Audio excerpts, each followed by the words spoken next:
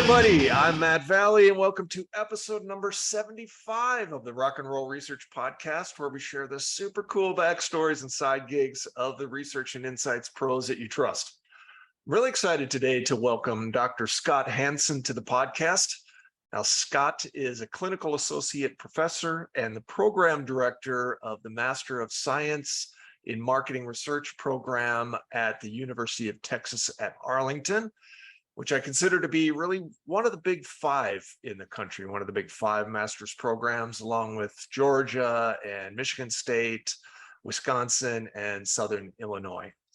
Now, in addition to training the next generation of market research experts, Scott's done lots of really cool things. He's been a Taekwondo champion, he's run a marathon, all sorts of cool things he could tell you over a pint, as he did with me. But what I really think is interesting is that Scott is not just your average tweed jacket with the elbow patches kind of academic. Scott spent years actually as a practitioner of commercial market research, working for a couple of really the best custom research companies in the business before joining UT Arlington. So we're going to talk about all that and more on today's podcast. So welcome to the show, Scott. Thank you very much. That's a great intro. Cool. Well, I'm very excited to have you. And I'm also excited to rep the merch, UTA MSMR program here. Black t-shirt, exactly my style. So appreciate that. No, we really enjoyed having you at our fall kickoff event this weekend. That was nice. Yeah, it was a lot of fun. And I have to say, I just was incredibly impressed with the quality of both of the existing students and the graduates of the program. So it's a real honor to be part of that. So very cool. Thank you. All right, Scott. So let's get into it. I mean, you've had a very interesting journey through marketing research and insights. So let's talk about how you got started. Well, okay. So I started off in college, actually, my freshman year as a theater major. Okay. And then I decided to fall back on something that was more reliable. So I went to psychology. You know, there goes decision making, right? Sure. But I did kind of navigate my way through psychology because I just always, and so that's the theater thing too. I was always just fascinated by how people arrive in front of you with this incredible backstory, and all you get whenever you see them are sort of the remnants of it, you know. Right. And so it's in psychology, I did physiological psych, I did animal behavior, I did everything but clinical, actually. Okay. Developmental, organizational, social, because it was always about what's going on there, right? And you can't really figure out what's going on unless you train yourself to do research, right? Sure. So that's I went to college in Central Texas at Southwestern University, a small place that most people haven't heard of, and then went out to San Diego State, which at one point, right after I got there, was named the top 5 party school in the country by Playboy. Unrelated side note, right? But I did get to work out there in UCSD psychiatry department, doing animal models of human memory and cognition, and working with patients who were experiencing dementia, right? Mm-hmm. And so you start to see what happens when people lose capacity for some things, how they compensate, how they adapt, how they build sort of rules for themselves or networks of support to navigate around those deficits. And then when I went to WashU in St. Louis, and you see St. Louis is a big part of me. School. And I was in social psychology there, and my work in there was on self-handicapping, which are the ways that the things that we do to ourselves that make it more likely we're going to fail at a task, but they give us an excuse for failing that isn't really important to us. So maybe you don't study for an exam. And if you don't do well on the exam, you can say, well, if I had prepared well, I would do well. But you still failed the exam, right? And so you're suffering consequences for this self-protective behavior, and that's the irrationality of it, right? Yeah. And then, as often happens when people kind of tell their life story. Fortuitous coincidence, a pharmaceutical forecasting company in St. Louis went to a conference, and another company had a psychologist, and they said, we need a psychologist. And so I got a summer internship right about the time they were starting to build patience into the forecasting model.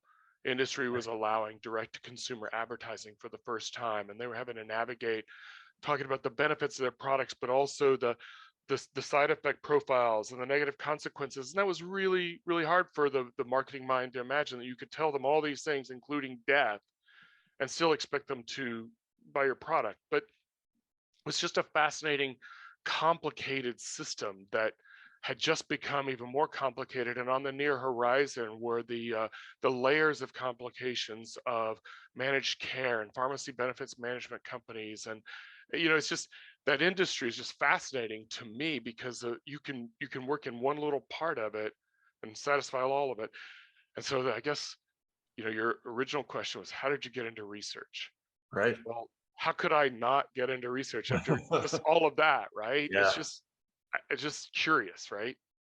Yeah. So I'm sorry, I Yeah. cut myself off. No, that's super fascinating. Definitely something I would love to explore at some level of depth. Sort of what you've learned about that self-compensating behavior. That just fascinating stuff. And so where and then kind of moving to the pharma side, where does that transition then into sort of your standard market research? I know you worked for Decision Analyst, right? Right. So decision analyst Jerry Thomas convinced me to move back to Texas. I had grown up here, but I'd lived away for about 15 years. So I came back to Texas to work at Decision Analyst, to be more of a full service kind of a person Sure. there. And so worked with a few industries, fun industries. I tell my students, industries where guys will actually talk to you. So outdoor power equipment, workwear, Yeah. spirits, entertainment, the Right. things that guys will sit around and talk about and actually make recommendations for. That's where I lived at Decision Analyst, right? Sure. Um, and then, as happens in our industry, I shifted over to Market Vision for a while, and Market Vision, uh, my Market current Vision company. Research. So That got is to send a correct. shout out. Yes, I'm very grateful to Tyler and Andrew Zuda, Tyler McMullen, Andrew Zuda, and Chris Ratcliffe, who's off chasing another dream now, for bringing me over there. Because I think that what I tell my students a lot is, like, your career pathway isn't a straight line, and you might have this idea where you're going to go, and the reality is, when you get where you're going and you Mhm. look back, it's very clear that you went this direction, and you made a change there, and you made a change there, but when you're looking back, you don't remember, you don't see all of the bushes you had to hack through and all the hidden rivers you had to traverse. It looks really clean and clear. And so Right. when you get to my point in your career, I can say, oh, I did this and I did this and I did this. But the decisions that you make along the way are always, important, right? They always are. And I think that's one of the things that I should just tell you this, okay? I'm getting to be an old man, and I cry a lot about random things. Uh, but I think one of the sort of untapped or unnoted things that we got out of pandemic and lockdown is that your everyday decisions have consequences. Right. And we realized, by and large, what I see in my students coming in is that there's both a greater sense of willingness to take risks, but also a greater sort of appreciation for the consequences of that risk. And it doesn't balance out one way or the other. It's just, I find myself, when I'm talking to students and potential students and graduates these days, there's just a lot of, I don't want to be wrong, you know? And Right. so when we talk about, how you got here, how I got here, you know, I think we work in a spot for long enough that the things that we don't like about it become more than we want to deal with. And then we go find something that has less of those things. But Right. the reality is, other things become the things we don't like, and then you move on. I tell my students, I tell young professionals, you're going to have 5 careers in your lifetime, so don't be so hung up on this one. Just know that who you are now is just a spot on the pathway to who you will be, and Right. who you will be is going to be just as awesome as who you are right now. Yeah, I love that. I love that. So speaking of that, um, you did then move from commercial research and went back into academia. So tell us a little bit about that. Well, I found myself always looking at the teaching angle in any projects, right?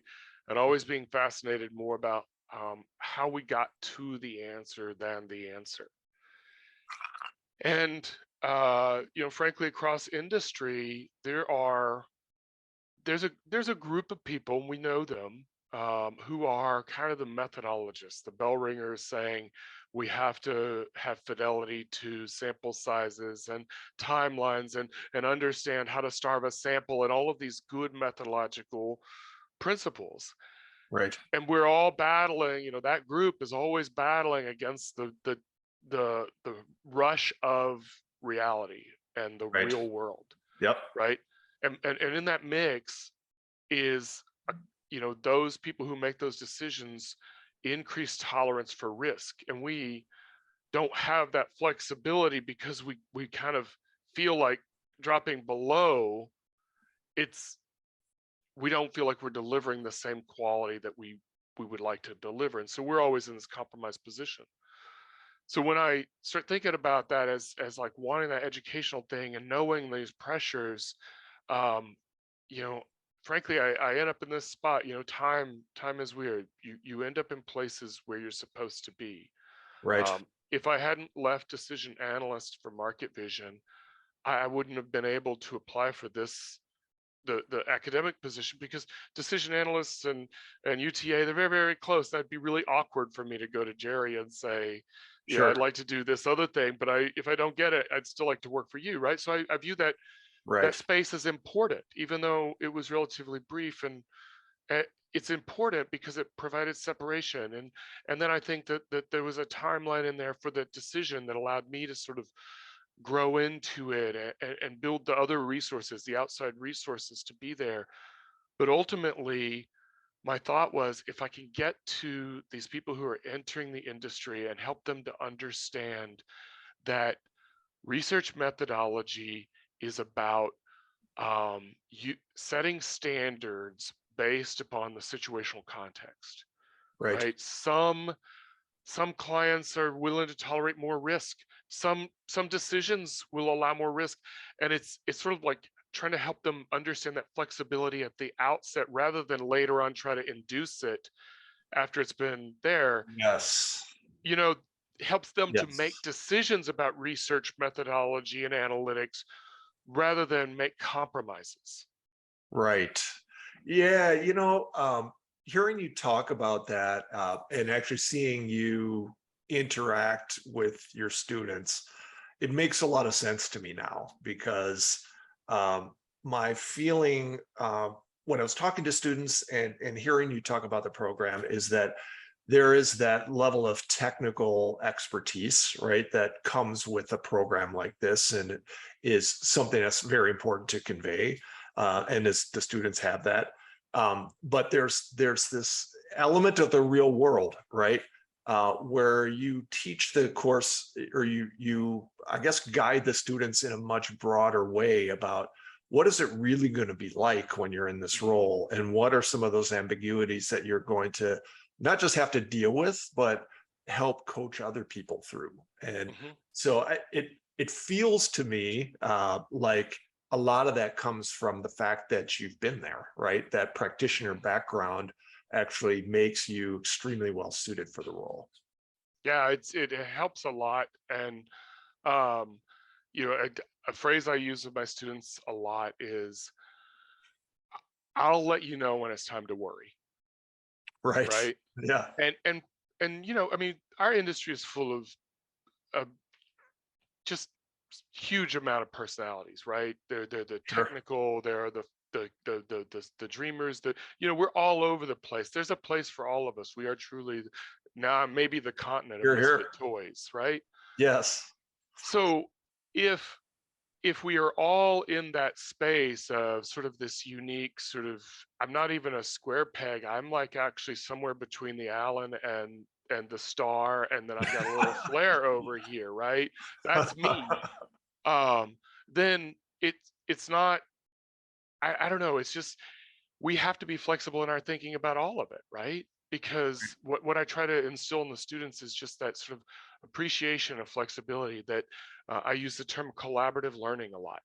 Right. Some of you are going to excel in some areas, and it is incumbent upon you to bring those others along with you so that they have functional levels at that spot, because you don't know what the road ahead of you looks like, and this person here may freaking shine. So I Right. don't know what language levels you have on your thing, but with my Whatever students, you that would like. be a different F word, right? But that's the thing, is like, if we start out at the beginning and we start gauging people on a number or how they fit with us or their first impressions and whatever, then we're closing doors. And I try to coach them and everything to leave as many doors open for as long as you can, because that leaves you with options, Yeah. right? Yeah. And don't say, this is the path I'm choosing.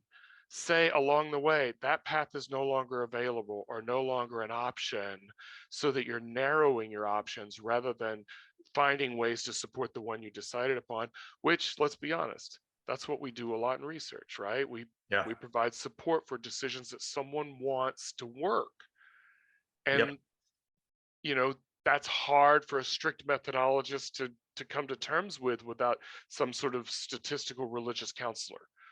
Right. So if we start out at the beginning and say, sometimes we're doing that, and now a lot of the focus in our program is built on how to build a story so that you build coalitions, so that you build sort of a logical base before you deliver that news that they're not going to like, right? Sort of walk them Sure. to that decision.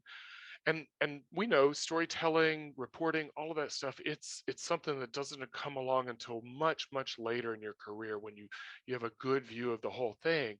Right. But I think that those thought processes, the way that you think about what you're going to end up with at the end, can begin very early on, because it affects how you look at data, it affects how you design surveys or instruments of any type, right? It affects what data sources you pull in to build that story, right?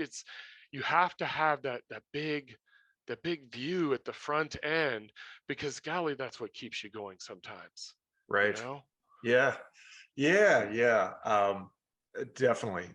I hear everything that you're saying. So as you made the transition then from commercial research to academia, was it a difficult transition? Is it so culturally different? What were your observations? I had to learn to teach, and I use the past tense. I'm still learning to teach, right? I'm a very inefficient instructor. I really am. I because I tend to try to get a feel for a class and navigate that, and who are my voices and leading. And I don't have huge classes at the undergrad level. I'm usually dealing with at most like 50 students, right? Right. But at the graduate level, our program's really small. We only have about 16 students right now, but we're never more than about 30. And so that means the students in my class at any given time, I might have a dozen to 18 students in anything. Um, and that affords me the opportunity to get to know those individual students and to identify, kind of how they work together. Um, Sure. so navigating that from an academic perspective, where if I'd come straight through academic ranks, I'd have sort of the points I want to convey, and it would be much more efficient, right? I could Right. still do my jazz musician style, Right. but I would have begun with a better structure, and I'm sort of backing into that structure now. Got it. So kind of like a custom researcher, I guess. Yeah. Yeah. Cool. That makes sense. Um, so I would imagine, obviously you have to think about what the future of research is going to look like as you're sort of training up these, the next generation to confront that future. What are some of the things that you see as becoming important or are important now? Did you ever see the movie War Games? I did. Yeah, it's been a while. Gotta dust that one off a little bit. It it's that one, right? Yeah. It's never taking the human out of the loop because um when I started with undergrads in that, like, it's an intro to marketing research course, even though we don't call it intro. I tell them the very first thing you're going to do when you look at a chart is you're going to look at the tallest bar or the fattest slice of the pie, Right. and you're going to say that's the answer. And I'm like, that's the tolerable risk answer, right? Right. But Right. innovation and growth and individual brand identity occur in the small slivers, and Hmm. that takes humans to understand how the things work at the second and third level, building those behavioral models along the way so that they can adjust and adapt them and I identify the opportunity. I don't know that the high volume arenas of our industry are good at that yet, Right. right? At identifying an opportunity that isn't numerically driven, Right. right? And so again, when I focus on with those students, if we don't have that vision, if we aren't constantly saying, what does this person look like now, given what I know now, what is this audience? And then adapting it along the way. If we're not adapting and saying, what does this audience look like in 3 days when they're shopping for me, or in 6 years when they're happy with whether or not they're going to repurchase my brand or whatever, if I'm not thinking about that at the very, very beginning, I'm prone to just being driven by the numbers, right? Right. So Yeah.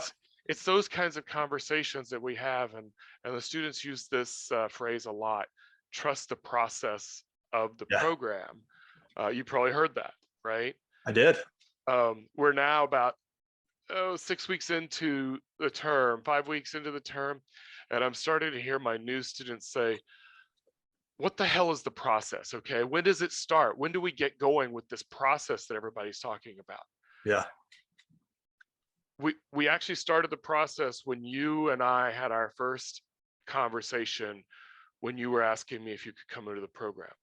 Yeah. Because I told you, if you come into the program, you're going to graduate. And if you're going to graduate, I'm going to place you somewhere. And that somewhere is going to be a place where you can grow and you can flourish and you can be you. It's not going to be this plug and play thing, right? But that takes effort from me to get to know them along the way. But it Yeah. also takes them being willing to open up and talk to me about specifically the things that they do want and the things that challenge them, because they're so conditioned to say, I'm perfect and nothing will dissuade me and give me anything and I can do it. And that's not true, you Yeah. know? And so don't put yourself in a position by hiding your flaws where those flaws are the things that you were hired to do. Right. Be comfortable being who you are, because Yeah. one of the pitfalls that they have is they think experience is a number of years, and it's not. It's a perspective. It's how you see the world. It's who you are right now. It's a cross-sectional design, not a longitudinal. If I want longitudinal, I'll follow you for a while. I want to see how you see the world right now, because how you see it right now, as I said earlier, is a representation of all the things that you had happen to you before, this mosaic of Right. experiences that you're not good at telling me yet, Yeah. but I need to value that. I need to be hungry for that. And so I coach those students a lot on how to speak in a language that people who aren't them can hear. You know, Yeah. don't change what you're saying, but let's change how you're saying it so that they can hear you, and then they can appreciate what you're bringing, right? And I think that language barrier is a generational thing that we can work on, and I really strive to work on that a lot with the students and with those professionals that I mentor outside of the program. Right. I think you just revealed a lot about what you strive to accomplish in the program, what it's all about. And I'm just kind of tying it back to some conversations I had with new students in the program, asking them about why they joined. And they so often said that back when they were considering UT Arlington and other schools, um, you were the one that wanted to spend a lot of time with them and really made yourself available. They felt like it wasn't hey, I'm applying to a nameless, faceless school and hope I get in. It's this person really wants to understand where I'm at and wants to help me and guide me. And I really picked that up, and it sort of seems to be kind of wrapped into your philosophy for the program. Oh, it definitely is. And it's hard to talk about how I run my program and not have people who are familiar with all the programs have them hear me say, I do it this way, which is the best way. I do it this way because it's the best way for me, right? And I'm afforded this because I have a small program. If my program were much larger, I probably couldn't execute it the way I am, right? Sure. Right. But I also know that the university has done a recent survey of people's considerations and then also students who consider our program, and most of them aren't considering other programs because most of them are from this area, right? And so that Right. sort of Right. reframes your thinking too. Instead of saying I got to communicate my value as a program relative to other programs that do what I do, I turn my focus to there are researchers here. There are people who Right. understand things. I have a young woman that was at the event the other night who's a prospective student. She was in my undergrad class, and she's just a person who is willing to speak her mind. She's worked in restaurant and food service and bar and restaurant kind of things many years, and she is just this fabulous reader of people, Right. so freaking savvy, right? Hmm. And I'm like, that she doesn't even have to think about it. She reads you and she understands you, right? So Right. with her, my coaching will be back that off a bit. You're really good at reading people, but that can make you jump too, right? Right. So Yes. back it off and recognize that what you see from someone the first time you meet them is what they believe is the most important part of them, the way that they introduce you themselves. So if I introduce yourself, hey, I'm a professor at UT Arlington, that's my lead, right? Right. That's what I want you to see. But you have to listen beyond that, right? Because people will build those other things in there. And with students, it's the same thing, right? They tell you what they think you want them to tell you. And then you push a little bit and they're like, well, I'm not really sure about this or whatever. And the system has built something where there's not a space for them to express uncertainty. They have to submit and get graded and move on. And I've spoken about this at a few places. And so what I try to create in our program is a space for them to realize they can survive failure, which Right. then emboldens them, some a little, some a lot, to speak their mind and put it out there. But the deal they have to make then is if you put it out there, somebody else gets to question it. And it's not a personal thing. It's well, how did you arrive at this decision? Or that, what made you choose that? That's what it's about, understanding the process, not the person. And once you can separate those things, you become a much better team member Right. because you realize we're working on a problem with people with different personalities. I value those different personalities because they see the problem differently. Right. And so I can appreciate what they bring to the table and not take it personally if they bristle or are having a bad day, because I know what they bring to the project, you know? Right. And that's something that they don't like. Differentiation is not part of the traditional academic model in the US these days. Hmm. It's one track, your college track, you're not college track, and there are pejoratives associated with each. Right. They come into our program, UTA has an identity of grit, like students who work, first generation college students, full-time working while going to college full-time, transfer students, veterans, international students, you name any group that you think, man, that group probably has to work harder to get a college degree, and they are in numbers at UTA. And what that does is it helps me as an instructor to teach them, don't be dissuaded if your first attempt isn't perfect, right? Right. Let's build on it. Let's grow. Let's do that. Let's bring them along, because guess what? That person that you've like, I think they're asleep. When we get to the behavioral modeling or the story thing, that person is just going to blow your doors because they are going to have this huge, complex, super solid model. And Right. you just haven't seen it yet, And Mhm. I don't know. I go on. I get excited about this, Yeah. but that's the whole thing. Is like teaching them to appreciate sort of the diversity of the perspectives while also recognizing them as opportunities for exploration. That Yeah. flexibility on all fronts. Yeah, I love it. I love it. Yeah, that's great stuff. Cool. So when you think about media, right? So you're obviously a very busy person, and you're probably selective about, the time you spent consuming media. But who knows? Everybody likes junk food, right? No, I Um, love media. so when you're thinking of, what you turn to for information or insight or inspiration or even enjoyment, what media are you consuming now? It's movies and television. Yeah. Those are my thing. Um, so I have this little package thing. I talk to people about my philosophy as an instructor based on 3 pop culture figures and 2 Bruces. Okay. So the first one is a character by Chaz Palminteri in a movie called Bronx Tale, Sonny. Yeah. Uh, Great film. Local mafia boss. But the whole story is about this young man who's got the mafia boss and his dad, 2 influences on it. And he's talking about how he can blend those the academic and the street and be twice as smart as anybody else. And I want my students to be that way too, to Right. like, it's fluid, right? Hmm. And the second, Mr. Miyagi, Ah, okay. because if you give a student a task and you tell them the point of the task, they will look for shortcuts to get to the end of the task. Hmm. And what Mr. Miyagi tells me is that there's value in doing the work. So you mentioned earlier the technical stuff. We do the technical stuff, but not at volume, because I think when you do it at volume, it's like lifting weights. I just got to get the bar up, and you get sloppy. So we do small numbers of technical things, but we talk specifically about what happens when you change this or that, or what happens if all of a sudden the budget gets cut. Where are you going to make adjustments? It's all Right. practical application, but it's made possible because you understand how the system works underneath. You understand when you're constrained here, you have other ways to compensate and so forth, right? That Right. flexibility of thought. That's uh, that's understanding the simple little elements. So the line from him is trust the quality, not the quantity, right? Okay. Yeah. My I like third, Ted Lasso. it. Ted Lasso is my guy.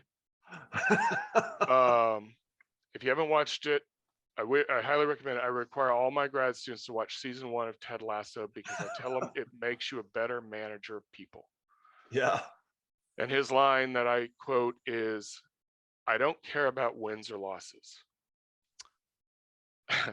My job is to help these young people become the best versions of themselves that they can be in or out of the professional arena. And I embrace that, and it was like, it took me a long time to kind of figure out that who am I as an instructor? And, you know, Ted Lasso, pandemic, life changes, all of that stuff could bring clarity. Hmm.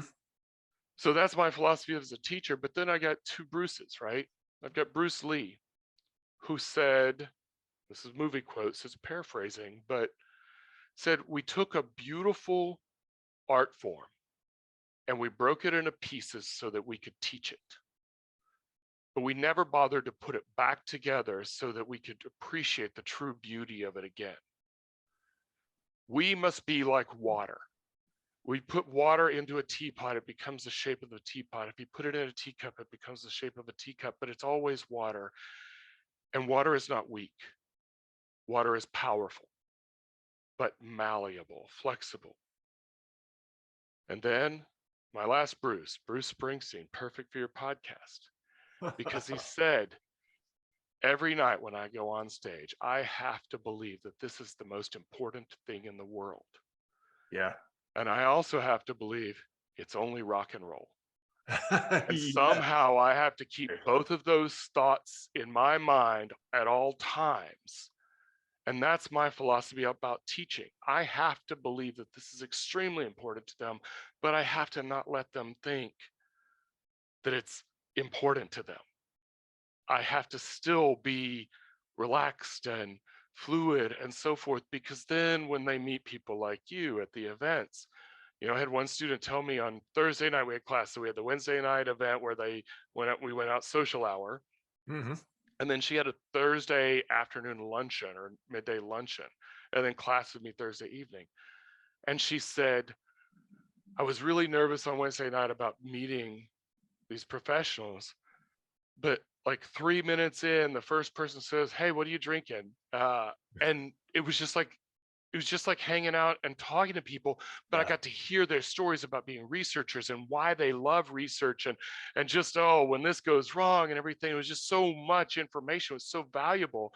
And then I go to the luncheon and I'm afraid to use the wrong fork. Yeah.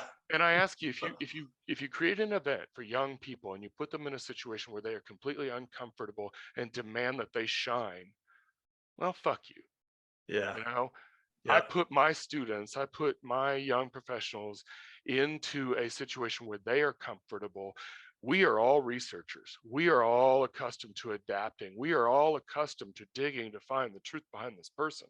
And if you're not willing to do that, well, then we have a different conversation, because I am very protective of who gets to mentor the students in the program, right? Sure. Because I don't believe that any of us got here alone. We all had people who helped us along the way, people who mentored us, people who Absolutely. Yeah. at the right time stepped in. And I want them to appreciate and understand the value of those relationships from the very, very beginning. And I Mhm. want people who understand those things to be there to teach them, because it can't just be me. I won't be here forever. And they get tired of my voice before I leave. So it's like all of those things of, it's serious, but it can't be serious. Yeah. Yeah. Yeah. No, I know exactly what you're saying. I must confess, I thought for sure you were going to say Bruce Wayne, but Oh, no, it's got to be something there, I'm sure. no, two Bruces. Excellent. All right. So you said it. You said it when you brought up Bruce. It's only rock and roll, and this is rock and roll. It's a rock and roll research podcast. So we got to close on this note.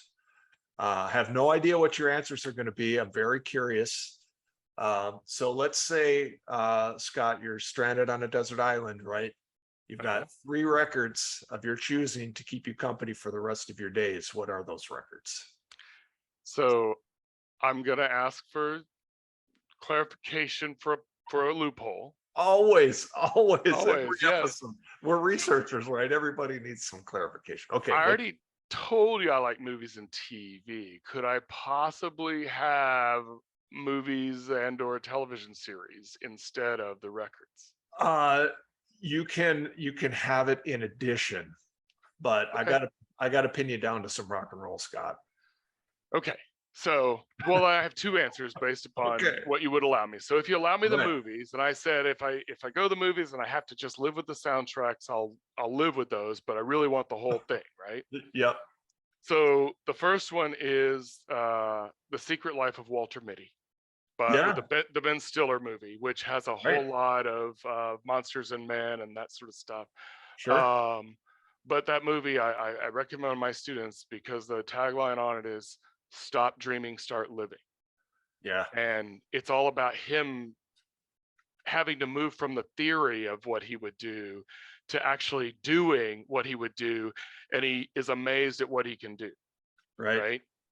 So, second movie would be Blinded by the Light, which is a movie. It was about a Pakistani young man. It's based on his life story, who discovers Bruce Springsteen in late high school, and realizes that Bruce Springsteen, a New Jersey tough guy, whatever, is speaking to him, a Pakistani immigrant or second generation, Wow. second generation in Luton, England in the 80s, right? But it has Springsteen stuff all throughout. My fiance is not a Springsteen fan, but she tolerated watching the movie. Said, "Yeah, that's pleasant." But it's also about the importance of where you come from and not losing that just because you want to go somewhere else. Like Right. realizing that you can't not be who you are. You can't have something out there and say, "I'll be that person," because you're always going to be who you are. You're just going to be who you are in that situation, Right. right? And then the last one would, of course, be Ted Lasso series. I would want the whole Yeah. thing. I've watched season 1 16 times. Oh my Um, God. so, yeah, it would be that. Now, if we were strictly music, and I'm being brief here, my first album would be Legend by Bob Marley and the Wailers. Oh yeah. Yeah. Yeah. Absolutely. it's the sound of my life. It was college. It was the CD that I played to get my first child to go back to sleep when he was unsettled. I would walk him around with him on my shoulder. It was the first CD I bought, so it has to be in there. Second one, you might guess, Thunder Road with Bruce Springsteen. Yeah, very nice. And the fascinating thing about that to me is that he wrote all that when he was like 23 years old. Yeah, that's amazing. And I'm not a lifelong Springsteen fan. I'm late to the game, and I'm just blown away with the depth of his lyrics throughout, Right. And my third album, it hasn't been recorded yet. I'll make that decision on the day I have to leave, but it's not recorded yet.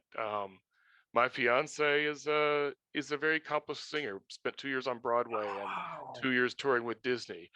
I don't know if an album is in her future, but I'm going to leave a spot. But I don't know. Like I tell my students, leave every door open as long as you can. So I love that. I absolutely love that. Cool. Well, I thought for sure you're going to say Slayer. So I'm a little disappointed, but no, I'm kidding. No, but Rainbow Kitten Surprise made the honorable mention list. Are you familiar with them? I'm not actually. So yeah, you should check them tell out. Me, enlighten me. So they're a youngish band. They're probably late 20s, early 30s now. They all met in college, and they've got very cool sound. They had I think their biggest or best known thing was Fever Pitch, and that was about 5 years ago. Okay. Just a funky sound. And the other one that made honorable mention is Soul Hat, which is a band out of Austin by a bunch of buddies of mine that we went to college together, and they were Austin's Rock Band of the Year in 1991 and 1992. Oh, cool. Their national release was Bone Crusher. Nice. But my favorite of theirs is the Brian Waltz. So, okay. All right. I've got new music to check out. Yeah. Cool. Well, Scott, this has been a wonderful chat. I just have to thank you for just an absolute dose of inspiration I've had over the past week interacting with the people on your program, and now really getting to go a bit deeper into your thoughts and philosophy. And I'm just, my 22-year-old me is like, man, if I could turn back the clock, I might put in my application. So it's just been really, really great. I'm very impressed with the program, and I'm grateful for your time here on the podcast for sure. So thank you. Let's definitely stay in touch. I look forward to continuing my involvement in rock and roll.